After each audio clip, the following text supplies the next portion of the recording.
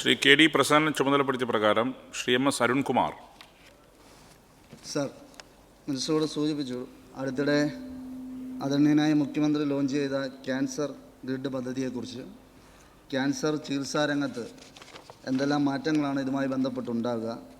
Cancer ഗ്രിഡിൽ ഉൾപ്പെട്ടിട്ടുള്ള ആശുപത്രികളുടെ എണ്ണത്തിൽ വർധനവ് വരുത്താൻ ഉദ്ദേശിക്കുന്നുണ്ടോ? അങ്ങനെയെങ്കിൽ ലെപ്രസി സാനിറ്റോറിയത്തെ കൂടി അതിൻ്റെ ഭാഗമായി ഉൾപ്പെടുത്തുക എന്നുള്ളതാണ് സർ. നമ്മുടെ ക്യാൻസർ പ്രതിരോധത്തിൻ്റെയും നിയന്ത്രണത്തിൻ്റെയും ഭാഗമായിട്ടാണ് നമ്മൾ ക്യാൻസർ ഗ്രിഡ് രൂപീകരിച്ചത്. ഇപ്പോൾ അതിൽ ഏറ്റവും ഗുണപരമായിട്ടുള്ള കാര്യം സർ, ഇപ്പോൾ ആർദ്ര മിഷൻ്റെ ഭാഗമായി നമ്മുടെ ആരോഗ്യ കേന്ദ്രത്തെ കുടുംബാരോഗ്യ കേന്ദ്രമായിട്ട് ഉയർത്തി. കുടുംബാരോഗ്യ കേന്ദ്രം കുടുംബങ്ങളുടെ ആരോഗ്യ കേന്ദ്രം എന്നുള്ളത് തന്നെയാണ് സർ. ഒരു രോഗമുണ്ടായാൽ നമ്മൾ ആദ്യം എവിടേക്ക് പോകണം? അവിടെ നിന്ന് ഡോക്ടർ കണ്ടിട്ട് നമ്മൾ റെഫർ ചെയ്ത് അടുത്ത തലത്തിലേക്ക്, സെക്കൻഡറി തലത്തിലേക്ക് വിടുന്നു. അപ്പോൾ ഈ ഘട്ടത്തിൽ സർ, സംസ്ഥാനത്തെ എല്ലാ ആരോഗ്യ കേന്ദ്രങ്ങളിലും, കുടുംബാരോഗ്യ കേന്ദ്രങ്ങളിലും, CHCകളിലും ക്യാൻസർ സ്ക്രീനിംഗ് സംവിധാനം നമുക്ക് ഉറപ്പാക്കാനായിട്ട് കഴിഞ്ഞിട്ടുണ്ട്. ക്യാൻസർ ഗ്രിഡ് മൂലമുള്ള പ്രയോജനങ്ങൾ ഞാനിവിടെ ഉത്തരത്തിൽ വളരെ വിശദമായിട്ട് പറഞ്ഞിട്ടുണ്ട് സർ. ഒരു ആശയക്കുഴപ്പവുമില്ലാതെ നമ്മുടെ പഞ്ചായത്തിൽ അല്ലെങ്കിൽ നമ്മുടെ തദ്ദേശം നമ്മൾ താമസിക്കുന്നതിന് തൊട്ടടുത്ത് ഏത് ആരോഗ്യ കേന്ദ്രത്തിൽ നമുക്ക് സ്ക്രീൻ ചെയ്യാം.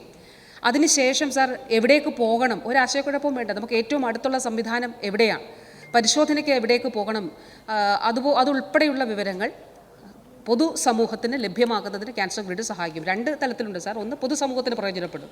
2, സർവീസ് പ്രൊവൈഡേഴ്സിന്, ആരോഗ്യ പ്രവർത്തകർക്കും ഈ ആളുകളെ ഇതിലേക്ക് ഗൈഡ് ചെയ്യുന്നതിന് സാധിക്കും. അപ്പോൾ ക്യാൻസർ ഗ്രിഡിൽ നിലവിൽ ഇപ്പോൾ നമുക്ക് ഉള്ള ആശുപത്രികൾ കൂടാതെ സ്വകാര്യ മേഖലയിലെ ആശുപത്രികളെ കൂടി ഉൾപ്പെടുത്തിക്കൊണ്ട് ഇത് വിപുലീകരിക്കുന്നതിന് വേണ്ടിയിട്ടുള്ള ശ്രമം നടക്കുന്നുണ്ട്.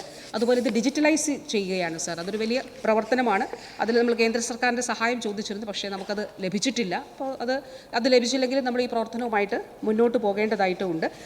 അതുകൂടാതെ ബഹുമാനപ്പെട്ട അംഗം പറഞ്ഞ അദ്ദേഹത്തിൻ്റെ നൂറനാട് ആശുപത്രിയിലും സ്ക്രീനിങ് സംവിധാനം തീർച്ചയായിട്ടും നമുക്ക് നമ്മുടെ നയത്തിൻ്റെ ഭാഗമായിട്ട് തന്നെ ഒരുക്കാനായിട്ട് കഴിയും സാർ.